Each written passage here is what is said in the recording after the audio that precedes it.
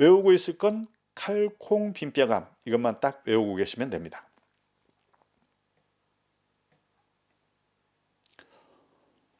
자, 그러면 이제 병원 진료를 갔어요. 의사와의 관계. 뭐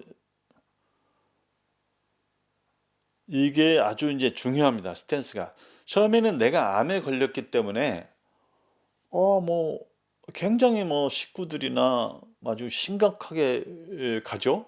근데 의사분들이야 매일 보는 환자지 않습니까? 그리고 의사가 제가 생각하기에도 감정에 휩싸이면 안 될 것 같아요. 약간 무뚝뚝하게, 일부러 무뚝뚝한 건 아니지만 의사가 감정에 휩싸여 가지고 "아이고 안 되셨습니다." 뭐 이런 건 병 치료에 아무런 도움이 안 돼요. 그래서 저는 뭐 다발골수증에 있어서는 그렇게 뭐 친절하다 이런 건 별 의미가 없는 것 같아요. 자, 1번. 실상 의사와의 많은 대화가 필요치 않아요. 그저 시키는 대로 따르면 됩니다. 이 다발구수증이 무슨 병이냐 알면은 뭐 2시간, 3시간 설명해도 못 알아듣는데 또 알아봤자 우리가 필요도 없고 그저 의사가 시키는 대로 그냥 하면 됩니다. 그 환자에게 중요한 건 2번. 환자에게 중요한 건 의사와의 대화가 아니더라고요. 내 자신의 마음가짐, 그다음에 몸, 아까 말씀드린 대로 야채 골고루 드시고 단백질도 달걀, 뭐 고기, 생선, 단백질도 야채 골고루 단백질도 적당히 잘 드시고 그다음에 심한 운동은 못 하니까 걷기라도 열심히 해서 이걸 잘 챙겨서 또 감염에 주의해서 감염에 되면은 항암제를 먹을 수가 없으니까 그래서 지금부터 이제 자가격리 생활을 하시는 거예요. 그래서 감염 또 주의 소독 열심히 하셔가지고 결국에 항암제를 잘 먹기 위한 마음과 몸의 기초를 만드는 게 중요한 겁니다. 내가 지금 뭐 건강하게 해가지고 뭐 건강해진다 그게 아니고 항암제를 잘 드시려면 기초 체력이 없으면은 견딜 수가 없고 그다음에 감염이 돼가지고 열이 나거나 막 이러면은 또 항암제를 먹을 수가 없고 지금 상태에서는 독감만 걸려도 큰일 나기 때문에 결국 의사하고 대화가 필요한 게 아니고 자기 자신의 몸과 마음을 잘 챙겨서 앞으로 그 치료 효과가 극대화될 수 있도록 기초를 튼튼히 하는 것이 제일 중요합니다.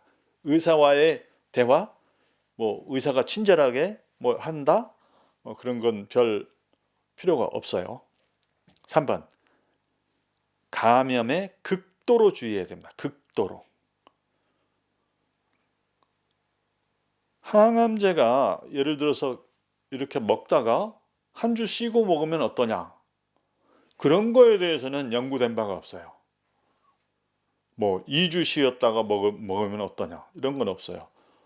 그래서 연구해 놓은 대로 따르려면 몸이 건강해야 되고 감기나 이런 거 걸리면은 안 됩니다. 감염에 극도로 주의하셔야 됩니다. 자가격리. 그래서 인터넷에 많은 의학 지식은 필요가 없습니다. 인터넷에 많은 의학 지식은 필요가 없어요. 앞서 말씀드린 대로 칼콩 빈뼈감, 칼국수, 콩국수, 빈뼈. 어차피 뼈가 약해져 있으니까 빈뼈, 감염. 칼슘이 많아진다. 콩팥이 나쁠 수 있다. 콩팥이 나빠진다. 빈혈이 자주 생긴다. 피가 나쁘니까. 뼈가 약해졌다. 감염에 주의하라.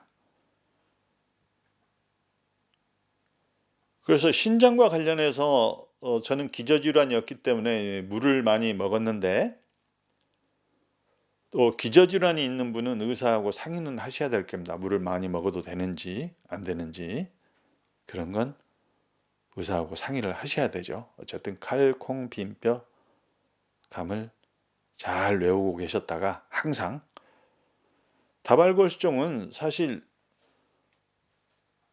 일반 의사도 잘 모르는 병이에요. 워낙 이 희귀혈액암이기 때문에. 그래서 주치의가 시키는 대로 그냥 정확히 약도 정확히 오라는 날짜, 시간 맞춰서 정확히 그게 제일 중요한 것 같습니다. 그리고 이제 칼콩빈뼈감이 제일 중요하게 이제 외워야 될 그 증상이고, 그 다음에 항암제의 이름과 부작용은 조금 외울 수는 없어요. 항암제 이름 다 외우시 뭐 몇 가지 안 되니까 나중에 이제 처방되는 항암제 이름은 외우시는 게 좋죠. 외우고 그 다음에 이제 부작용은 워낙이 많기 때문에 외울 수는 없고, 요 항암제에 따른 부작용은 이제 읽어보시면 됩니다. 그래서 저 같은 경우에는 햇빛을 쬐면 햇빛에 약하니까 안 된다. 뭐 이 약이 신장을 통해서 배설되니까 물을 좀 많이 먹여야 되겠구나. 뭐 이렇게 본인이 판단하는 수밖에 없어요. 뭐 그 50가지 중에서 어느 부작용이 나한테 올지는 아무도 몰라요. 뭐 의사 선생님도 모르고 약사 선생님도 모르고 뭐 간호사 선생님도 모르고 나도 모르고 아무도 몰라요. 본인이 판단하는 수밖에 없습니다. 지금 이 부작용이 이것 때문에 오나? 변비가 이것 때문에 오나? 그래서 그 부작용은 좀 깨알같이 쓰여 있기는 하지만 좀 자꾸 읽어볼 필요가 있습니다. 이 피로도 하거니와 뭐 항암제 때문인지 뭐 머리도 좀 많이 나빠져요. 머리도 나빠지기 때문에 잘 외워지지가 않습니다. 그래서 약을 지을 때 약국에서 나눠주는 그 부작용에 대한 거, 또 약국에서 나눠주는 게 없으면 인터넷에 쳐보면은 그 다른 거보다 식품의약품 안전처에서 나온 그 부작용에 대한 게 있어요. 그건 이제 수시로 좀 읽어보시고 어떤 신체 이상이 생기면 이것 때문인가? 라고 이제 짐작을 해보고 그 다음에 이제 그러면 이건 어떻게 하지? 라는 건 이제 제가 나중에 또 설명드리겠습니다. 그래서 약과 주사제 이름 그리고 부작용은 수시로 공부를 하셔야 됩니다. 뭐 처음에는 잘 안 외워져요. 근데 여러분 보다 보면 뭐 외워지더라고요. 뭐 다잘렉스, 벨케이드, 레날리도마이드 뭐 이런 식으로.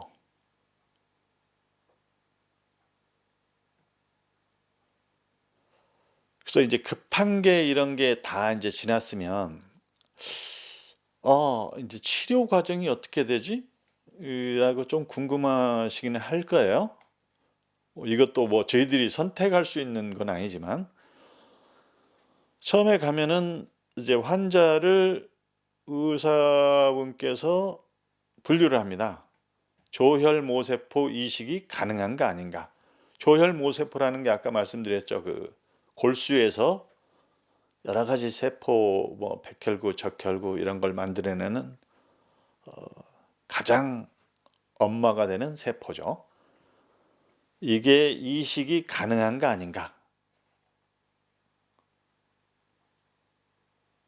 그러니까 조혈모세포 이식이라는 건 결국에 강력 항암 치료거든요. 강력 항암 치료를 하기 때문에 이 조혈모세포가 까지도 영향을 받습니다. 그래서 강력 항암 치료를 들어가기 전에 자기 피에서 조혈모세포를 뽑아서 냉동을 시켰다가 강력 항암 치료를 하고 난 다음에 그걸 다시 이제 뼛속에 주입을 하는 거죠. 골수 속에. 물론 지금은 골수에 직접 주입을 하지 않고 뭐 우리가 헌혈할 때듯이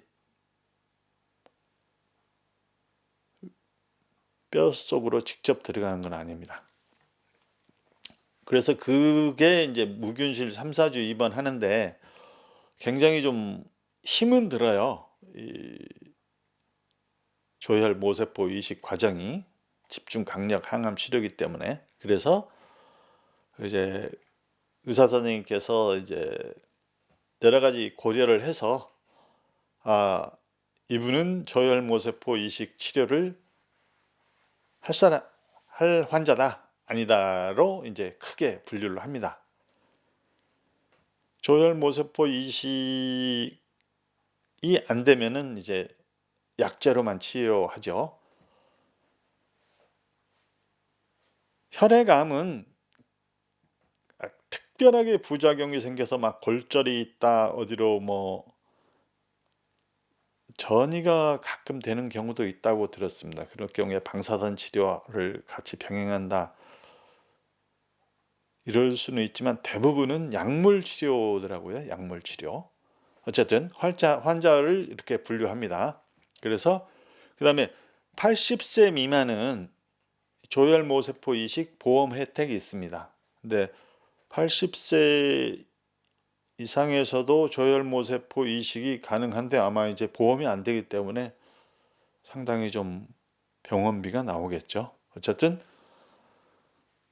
환자는 크게 두 가지로 분류합니다. 저희들이 분류하는 게 아니고 의사가. 그 다음에 이제 처음에 가면은 이제 치료 방법이 대략 세 가지를 제시할 거예요. 처음에는 보험이 되는 걸로 하시겠습니까? 그러면 이게 이제 진료비의 5% 산정특례라는 제도에 의해서 진료비의 5%만 부담하기 때문에 그렇게 큰 부담은 없습니다. 그런데 이제 비보험으로 하시겠습니까? 라고도 이제 하는 거죠. 이건 이제 아무래도 최신 약이 되는 건데,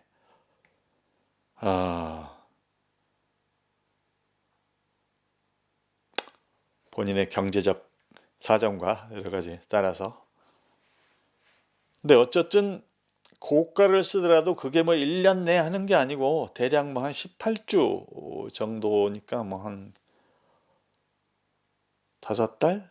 5달 정도이기 때문에 한 달에 얼마 정도인가를 좀 물어보고 판단하실 필요는 있죠. 그 다음에 이제 임상시험에 참여하겠습니까? 물론 임상시험은 내가 원한다고 되는 건 아니고요. 그 여러 가지 조건에 맞아야 됩니다. 그 체력이나 이런 것도 어떤 기저질환이 없어야 되고, 그 다음에 또 나이나 이런 거가 그 임상시험에 적합한지. 근데 어쨌든 임상시험에는 뭐 최신 약을 쓰겠죠. 기존의 약이 아니고. 그래서 저 같은 경우에는 뭐 임상시험에 참여하겠습니다 했는데 다행히 뭐 돼서 임상시험에 참여해서 결과는 좋았습니다. 어쨌든 1, 2, 3번은 뭐 어느 게 좋다 나쁘다라고 판단하기에는 힘든데 어쨌든 환자나 가족들이 선택은 해야 됩니다. 1번인지 2번인지, 그리고 또 3번을 할 경우에 내가 그 조건에 해당되는지. 그래서 치료 기간은 뭐 환자에 따라 또 환자 상태에 따라 치료하는 의사 선생님에 따라서 다 다르겠지만 저 같은 경우에는 3주가 한 사이클이었어요. 한 주기, 1주기. 그걸 6주기를 했는데 어떤 경우에는 또 4주가 한 사이클, 한 주기일 수도 있고요. 그 다음에 그걸 4사이클만 하는 건지 또 이건 모르겠습니다. 그런데 어쨌든 길게 잡아서 18주 정도면은 뭐 길게 잡는 것 같아요. 그래서 이식 전에 조혈모세포 이식 전후로 나누거든요. 그래서 조혈모세포 이식 할 수 있는 환자냐 아니냐. 만약 할 수 있다면 조혈모세포 이식 전에 길어도 18주 정도를 치료하는구나. 그럼 18주면은 4달 반 정도니까 4달 반 정도의 치료 기간이 필요하겠구나. 이제 잘 치료가 될 경우에. 그 다음에 이식이 이제 들어가면은 길으면 한 달 아니면 3주 이제 입원을 하죠. 그리고 항암제는 제가 보니까 안전청에 허가를 받아서, 그리고 거기에서 그 투약법까지 엄격한 심사를 거친 후 허가를 받기 때문에 뭐 환자가 관여할 정말 필요는 없습니다. 그리고 의사분들도 이런 투약법 이런 거에 의해서 환자에게 투약을 하고 처방을 하기 때문에 환자가 뭐 걱정할 필요는 없어요. 그리고 관여할 일도 없고, 단지 아까 말씀드린 대로 이 세 가지 중에서 보험이냐 비보험이냐 임상실험에 참여할 거냐 미리 조금 생각을 해보시고 첫 진료 때 들어가시는 게 좋죠.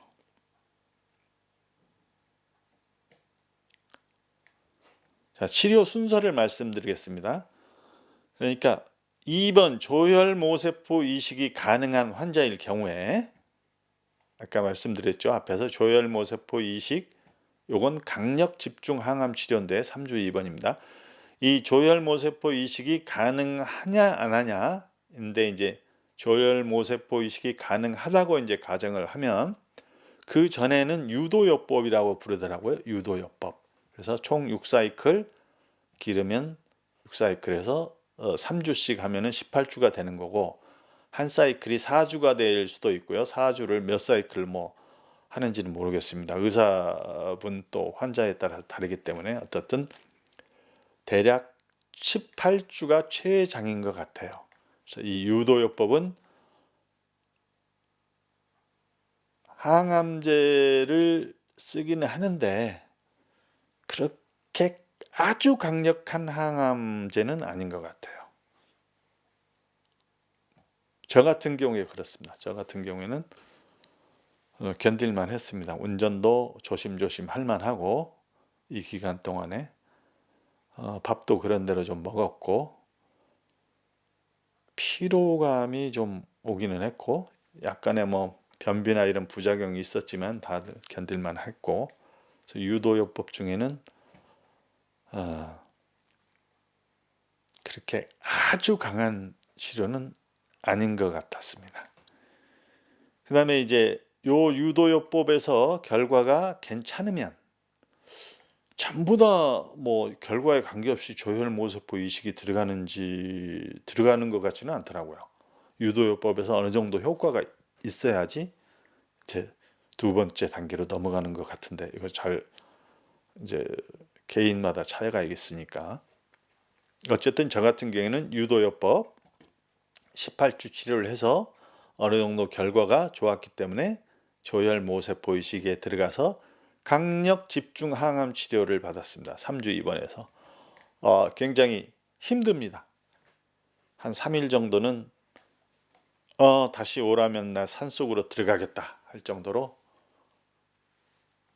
힘이 듭니다. 그래서 아까 말씀드린 대로 이 체력, 먹는 거, 감염에 유도요법, 이 1번 유도요법 때 주의를 하셔서 어느 정도 체력도 길러놓고 감염 이런 것도 없이 해가지고 요 강력 집중 항암 치료를 위해서,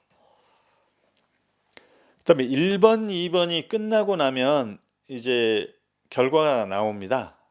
저 같은 경우는 1번, 2번이 끝나고 나니까 완전 관해입니다 라는 진단을 받았어요.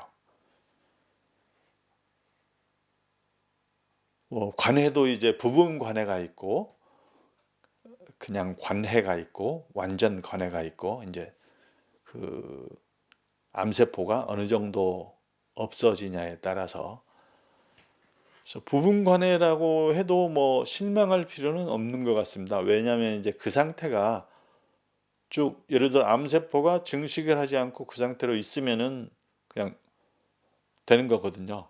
그 암세포 완전히 박멸돼야지,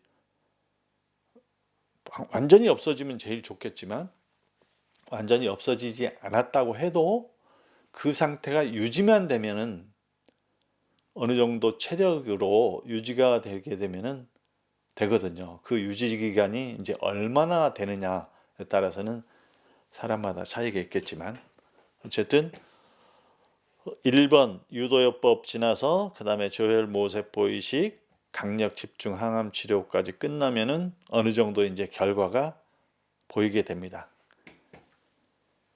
그래서 이제 3번은 유지요법이라고 하는데요. 뭐냐면은 약한 항암제를 먹습니다. 저 같은 경우에 완전 관해가 되었지만 약한 항암 치료를 계속하고 있습니다.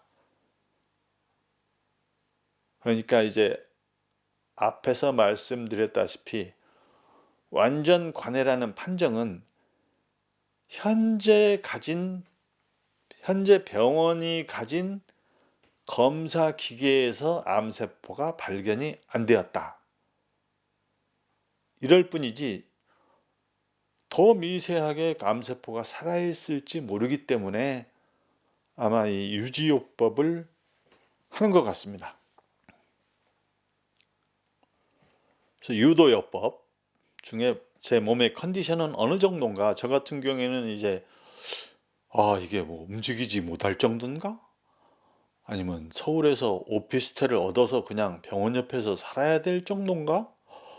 굉장히 궁금했거든요. 근데 뭐 어디에도 그런 건 잘 안 나와 있기 때문에 상당히 이게 궁금했어요. 그런데 또 이거에 대해서 어느 누가 확실하게 이야기할 수 있는 상태는 아닌 것 같습니다.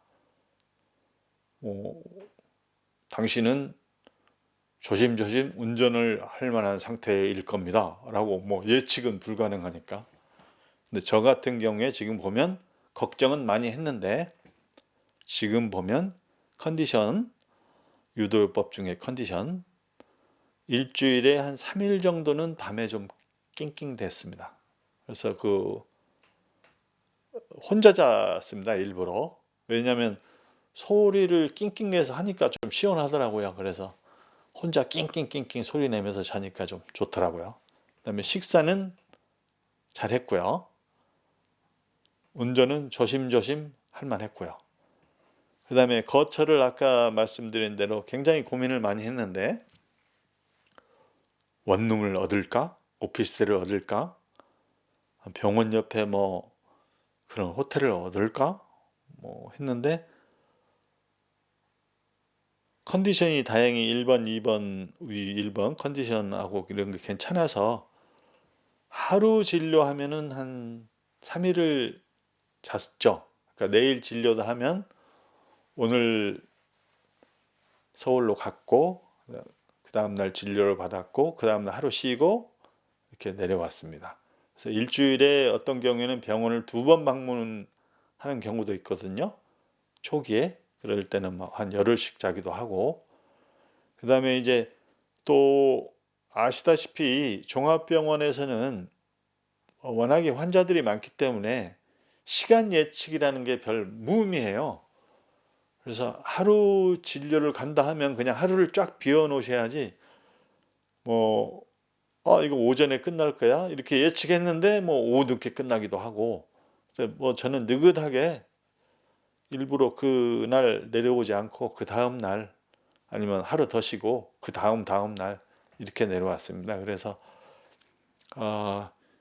나 몇 시에 끝날 거야 해가지고 기차표를 미리 끊어 놓으시면 막 초조해 하시는 분들을 많이 봤거든요. 네.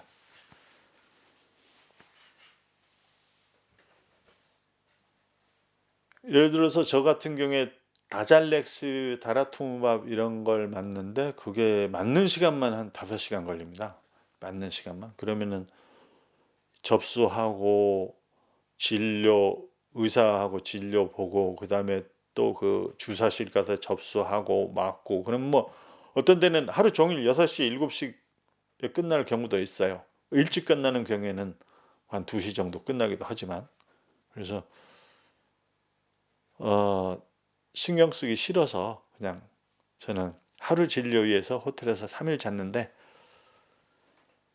그 감염 때문에 저는 운전을 꼭 했습니다. 대중교통을 이용하지 않았습니다. 좀 왔다 갔다 불편하고 그다음에 호텔에서 자기 때문에 좀 돈은 많이 들지만 이게 뭐 1년 내에 드는 돈이 아니니까 한 4달 반 5달 정도 아 조금 뭐 낭비를 하자 해서 좀 낭비를 했습니다. 다발골수증에 걸리면 좀 낭비를 좀 하게 됩니다. 왜 그러냐면 이제 컵도 일회용 컵 한 번 먹고 쫙 버려버리고 그다음에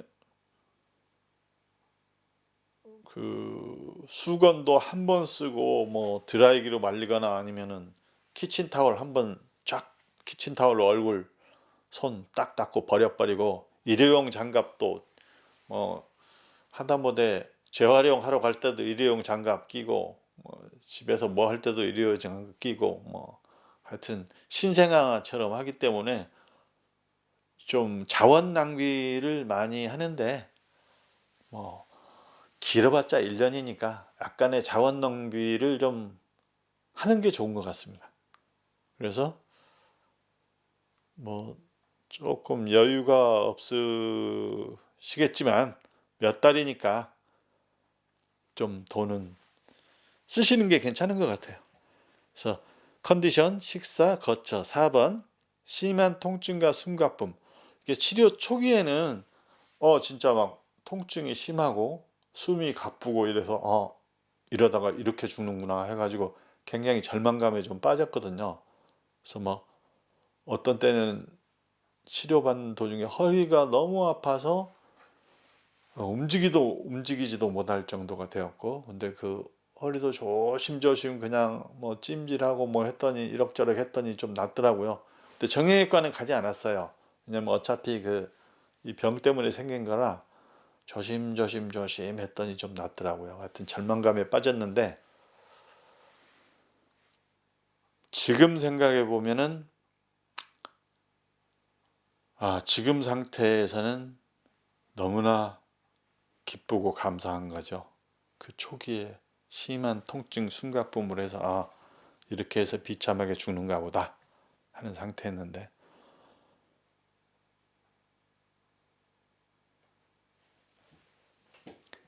그래서 아까 말씀드렸다시피 칼콩 빈뼈감, 칼슘이 많아진다, 콩팥이 나빠진다, 빈혈이 생길 수 있다, 뼈가 약해진다, 감염에 주의해야 된다. 이것만 외우고 있으면 되고 그 다음에 내가 먹는 항암제의 이름은 뭔가, 그 다음에 이제 그 부작용은 뭔가, 이 정도 공부하시면 되고요. 그 다음에 이제 가장 중요한 건 항암 치료를 잘 받기 위해서 몸 만들기를 이제 계속 하셔야 되죠.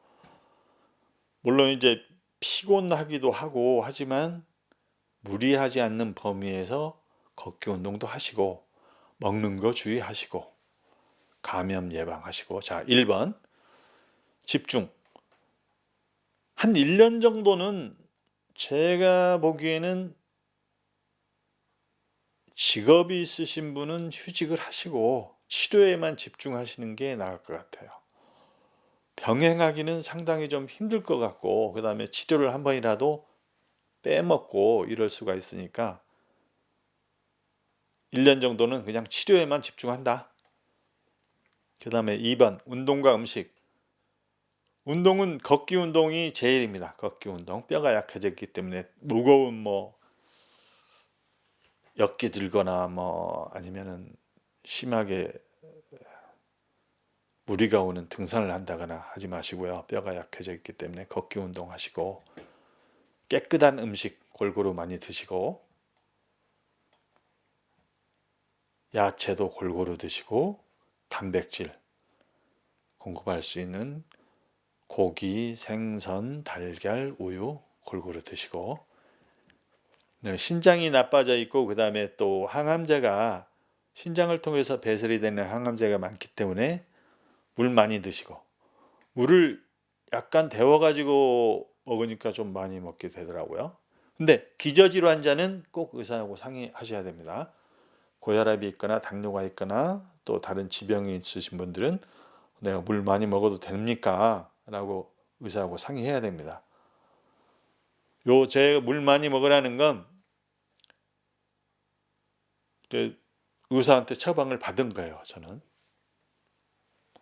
그 다음에 의사가 처방하는 거 외에 뭐 이 약이 좋다, 저 약이 좋다, 엑기스가 좋다 이런 거에 절대 현혹되시면 안 됩니다. 왜냐?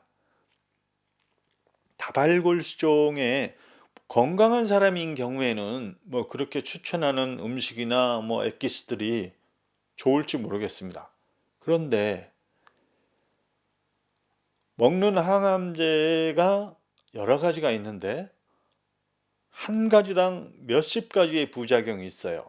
그러면 특정 음식을 많이 먹었을 때 거기에 있는 성분이 항암제하고 어떤 작용을 일으킬지는 아무도 모릅니다. 의사 선생님도 모르고 세계적 권위가 있는 암 학자도 모르고 이건 아무도 몰라요. 제약회사도 모르고. 그래서 특정한 음식을 꾸준히 드시면 절대 안 됩니다.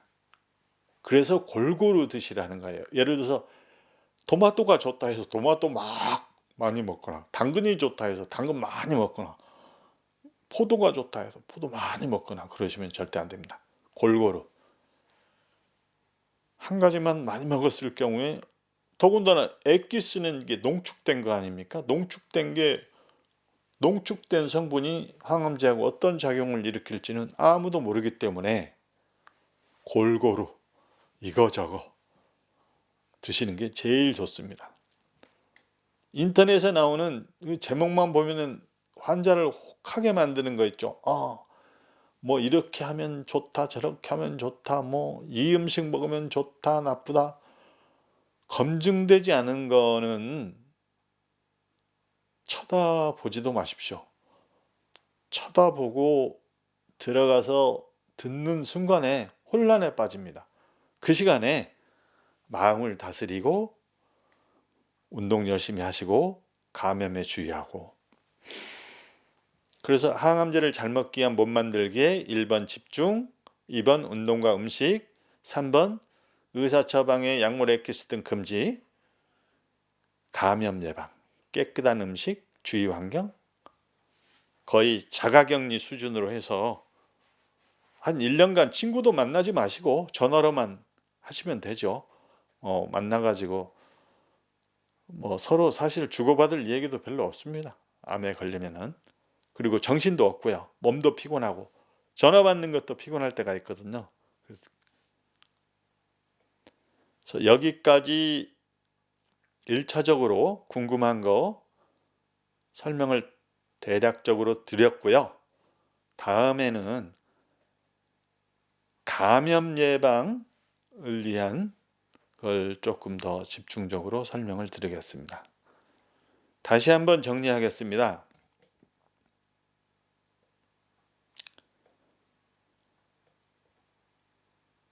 의학적인 내용은 필요 없다.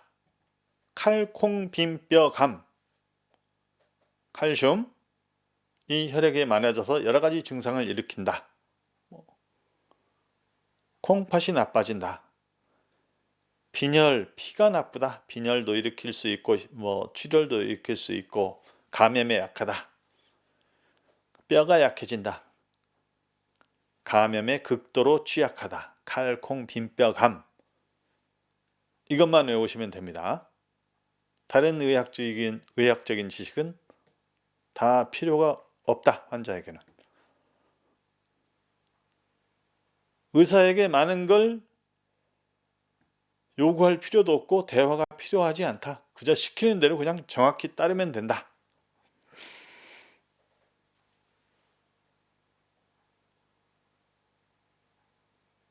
그 다음에 칼콩빈뼈감 외에 그냥 의사 시키는 대로 하면 되고, 항암제의 이름과 부작용은 수시로 좀 읽어볼 필요가 있다. 항암제 자기가 어떤 항암제를 했는지 이름은 한 5가지 정도 될 거니까 5가지, 6가지 그 약 이름은 외우고 그 부작용은 뭔지 외울 수는 없으니까 수시로 보셔가지고 예를 들어서 햇빛을 쬐면 안 되겠구나, 아니면 변비가 생기는구나, 뭐 이런 정도 거기까지만 사실 기억하고 있으면 돼요. 그다음에 뭐 인제 어 치료받는 동안에 이제 '아 조혈모세포 이식이라는 게 뭐 이런 거구나. 뭐 이런 거구나.' 뭐 알면 되고, 그다음에 이제 진료를 받기 전에 내가 보험으로 할 것인지 비보험으로 할 것인지 임상 시험에 참여할 것인지. 비보험에는 고가의 최신 약이 추가되는데 뭐 한 4달 반 정도, 어 뭐 길어봤자 아마 5달일 거니까 한 달에 대략 얼마가 드니까 경제력을 계산해서 비보험으로 할까? 아니면 뭐 '나 그냥 보험으로 할 거야.' 뭐 체력이나 이런 거에 따라서 결과는 달라질 수 있기 때문에 어쨌든 환자의 치료 방법 선택은 세 가지입니다. 보험으로 할 건가, 비보험으로 할 건가, 임상 시험에 참여할 건가. 그다음에 음 4달 반 정도 치료받는데 몸의 컨디션은 어느 정도인가? 뭐 받을 만하다. 운전도 뭐 조심조심 할 만하다. 저 같은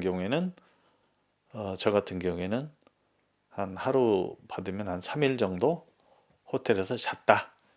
근데 뭐 그 감염 위험 때문에 저 같은 경우는 운전을 했습니다. 그리고 이제 초기에 여러 가지 통증, 숨가쁨 이런 게 있는데 저 같은 경우에는 나중에 이게 다 없어지기는 하더라고요. 그리고 가장 중요한 건 항암제를 잘 먹기 위한 몸 만들기입니다. 몸 만들기. 1년 정도는 오로지 치료 1년 정도는 오로지 치료에만 집중하자.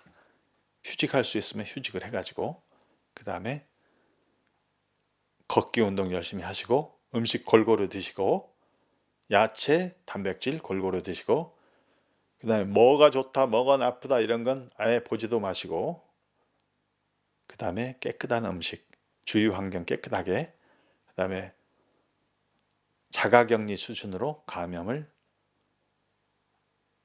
감염되지 않게 주의하시고. 예, 그럼 다음 시간에 뵙겠습니다.